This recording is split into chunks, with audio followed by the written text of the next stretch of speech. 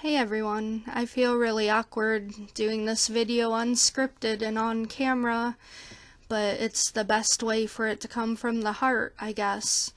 And today, December 21st, 2021, marks 6 years since the day I attempted suicide and I should have died. I apologize in advance if my words don't come to me quickly, but there is no script from this. This is all from the heart. So yeah, it's really intense to think that I should have died 6 years ago today. And I watched the movie It's a Wonderful Life last night, and it really struck me how similar our stories are. In that movie, he committed suicide, and then an angel showed him what the world would have been like if he had never existed.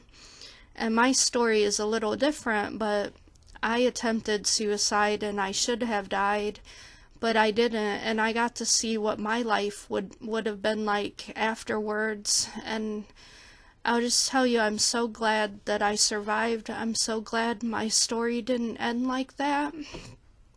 I'm getting all emotional. I didn't mean to, but just thinking about everything I would have missed, and not just for myself, but people in my life who care about me, the things that they would have missed if I hadn't been here. And I'm not any kind of hero or any kind of important person, but I just want to tell you that everyone is important in their own ways to someone. No matter who you are, there's someone out there who needs you alive. And if you're feeling suicidal like I was, maybe you don't believe that right now, but it's true. And if you just hang in there, you'll see that like I did. I didn't know on the day I took those pills and I should have died. I had no idea that 5 years down the road that I would be the one to take care of my mom at home when she was on hospice, so that she could be home when she died and not by herself in a hospital. And just so many things happen that I never could have known. And if you're feeling suicidal, you don't have a crystal ball to see into the future, and I didn't either. And if I had known, I never would have done it. So I'll take you back to that day just briefly, because I've told this story many times. But on December 21st of 2015, I just didn't feel like I could live for any longer.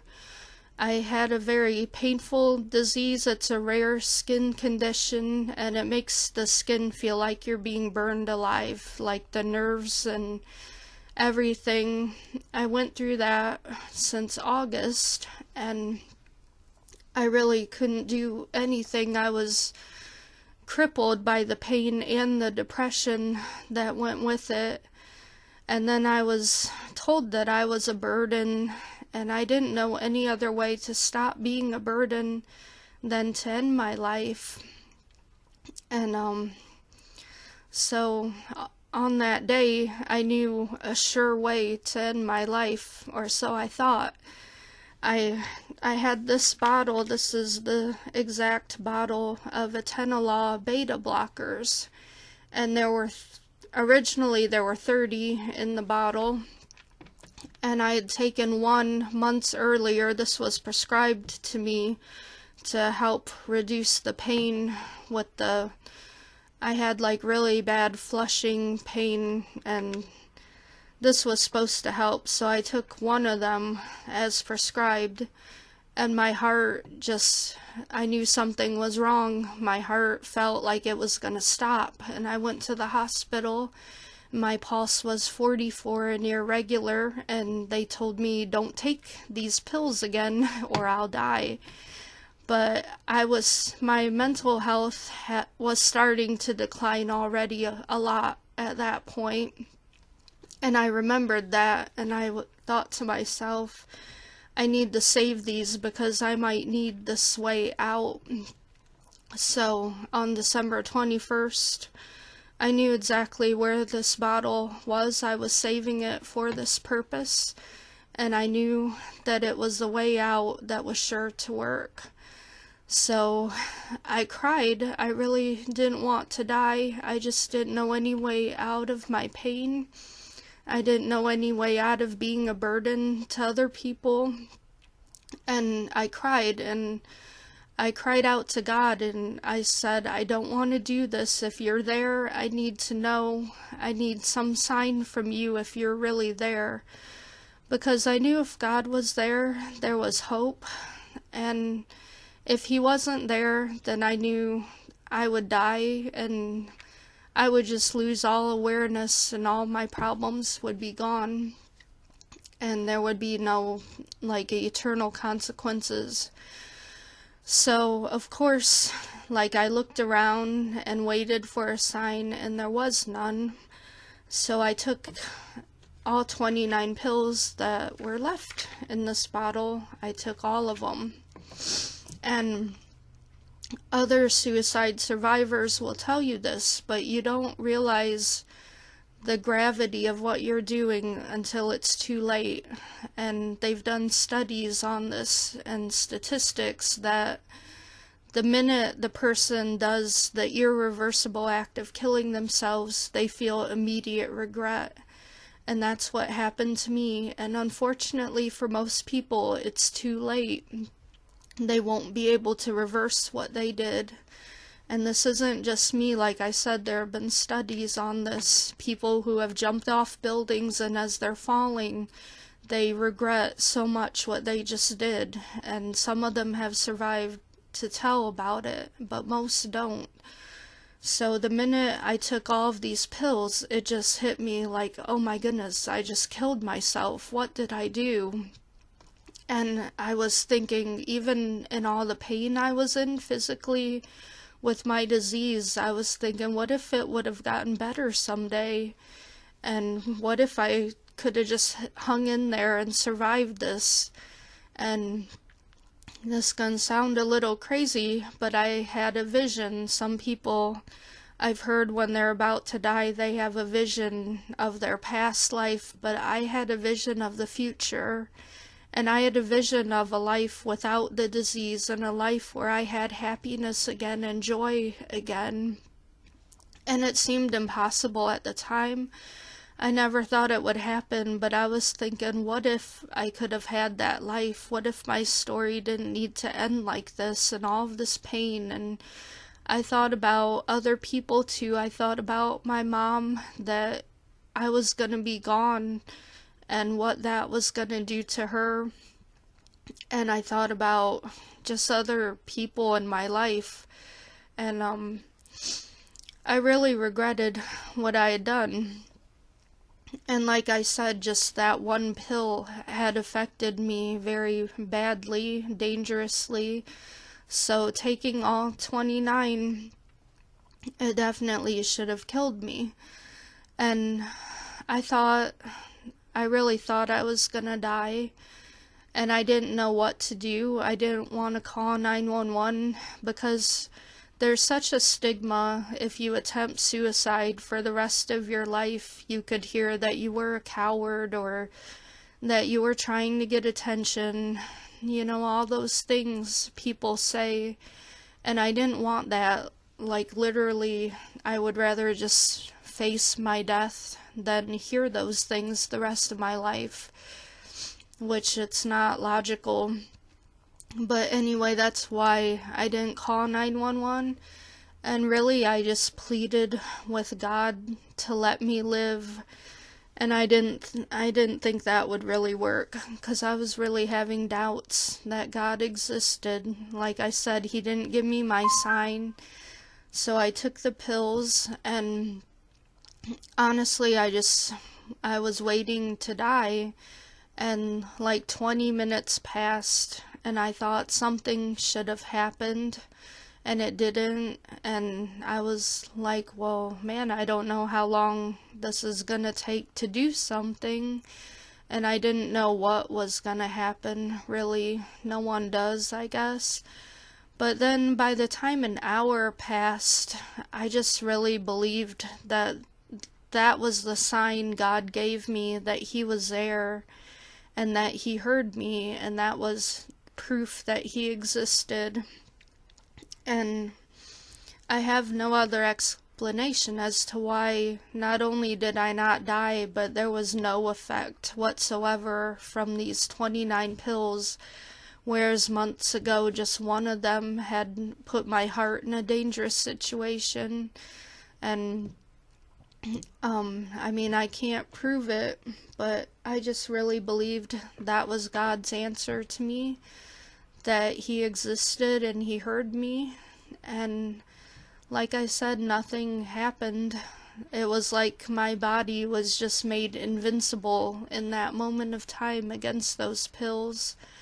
And even a little bit after that, I had labs done, and I should have had liver damage or something, and there wasn't. The doctor said, your liver enzymes have never been better. And it's just really amazing to me. And I do believe that the only reason I'm here and not dead is because God intervened on that day, and it wasn't my time to go, and I don't know why. There's nothing special about me. And if you're feeling suicidal, you probably feel the same way, like there's nothing special about you and there's no hope. But as someone who has been where you are, and to the extent that I was very serious about my suicide attempt and I really believed it would work, so I know what it's like to be in that place and to have no hope. Like my disease, there was barely any hope of remission, and it did go into almost full remission, and I'm thankful for that. But I know what it's like to feel that way, like there's no way out, there's no hope, nothing will ever get better. And I'm here to tell you that I'm very glad I survived. I'm very glad I didn't die on that day. And I believe if you hang in there, you will be too. And there are certain things in life that we can't avoid. And those were other reasons I wanted to die. Like my mom, actually, it was my dad's mother who raised me, and I knew that I would be facing her death someday if I didn't die first, and I just couldn't stand that thought. And that's a reality that doesn't go away. And it was one of my fears. Like I that played into it. Like I thought I would rather die first so I never have to face her death. But actually she did die, and I was right next to her when she died. And I'm glad that I was. I'm glad I didn't die first, because she got to have me right next to her, and she wasn't alone. And even though it was hard, honestly, it wasn't impossible like I thought it would be. It was really hard to lose her, but I got through it, and I'm still getting through it. That happened last year in 2020, and I'm still, in spite of everything, I'm still glad that I survived. I'm glad that I didn't die before her, so that I was there for her. And everything that I was afraid of, some of it happened, but I was able to get through it better than I thought I would be.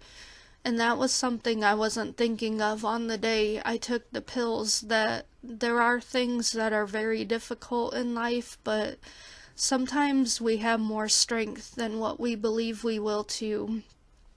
Like on the day she died, that surprised me.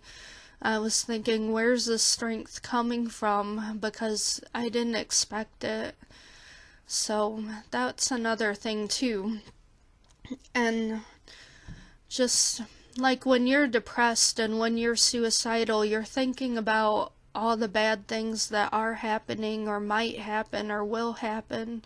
But on the flip side of that, something you should remember is that there could be really good things that come out of nowhere in your life too, things that you never expect, and it's not all gonna be bad. Like Like, you can be blindsided by something really bad happening, but you can be blindsided by really good things happening too. And I'm really thankful that's happened in my life. There were a lot of really good things that happened that I never expected, and if I had had a crystal ball on that day and I could have seen, which I kind of did, I had that little vision, but I didn't believe any of that would come true, and it actually did. Like, it's not gonna all be good, that's just reality, but it's not gonna all be bad either. So, as someone who attempted suicide right before Christmas, I know there are other people out there thinking about it who might be in the same place I was for various reasons. Probably not because of a disease that makes you feel like you're being burned alive, but we all have our reasons, and I just want to tell you that I'm really glad I survived. And I believe if you hang in there, you'll be glad someday that you survived too. So that's the message that I wanted to send, and just to give hope and to say, please hang in there. All right, God bless.